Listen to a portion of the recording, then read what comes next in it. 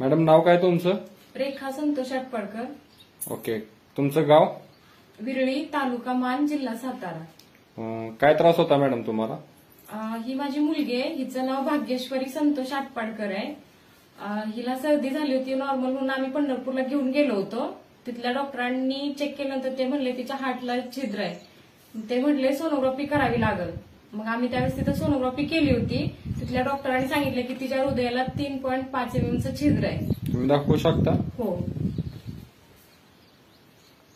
किती तारखेला टेस्ट केली होती? 19 जून 2019 ला केली होती. ओके. साईज किती होती? 3.5 mm. ठीक आहे. त्यानंतर काय केलं तुम्ही? त्याच्यानंतर त्यांनी आम्हाला सांगितलं की सर्जरी करावी लागेल.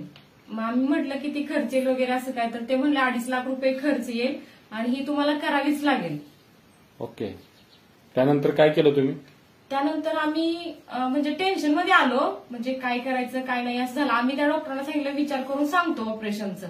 मग बोलत बोलत दत्तात्रय महादेव कल्लोणी म्हणून आहेत म्हसवडचे, ते म्हटले आमच्याकडे एक प्रोडक्ट आहे तो वापरून बघा तुम्ही, ऑन अँड ऑनचा. कोणता प्रोडक्ट दिला तुम्ही?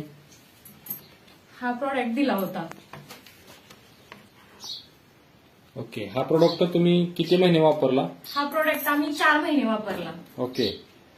त्यानंतर काय केलं? हा प्रोडक्ट 4 महिने वापरला. म्हणजे आम्हाला बाहेरची लोक वगैरे सांगायची ना हा प्रोडक्ट वापरला की तेवढा पुरता रिझल्ट येतो, नंतर परत अजून हाय तसं म्हणजे वाढत राहतं.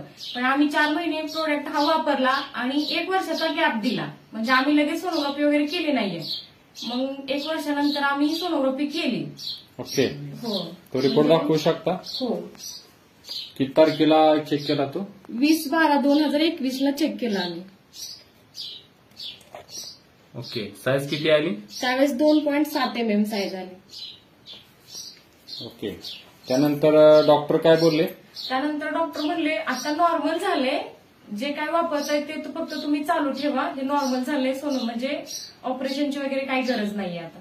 तुम्ही ह्या माध्यमातून लोकांना काय सांगू शकता मॅडम? मी लोकांना हेच सांगेन की एखाद्या बाळाचं वजन वाढत नसेल किंवा एखाद्या बाळाला हार्टच्या प्रॉब्लेमची, म्हणजे खूप बाळ आहेत, म्हणजे मी बऱ्यापैकी मी आशाचं काम करते, मला माहितीये, कारण प्रत्येक म्हणजे 100 घरात 10 घरं तरी असे आहेत की त्या बाळाचं म्हणजे काय ना काय अडचणी आहेत आणि कुपोषित बाळ तर 50% आहेत.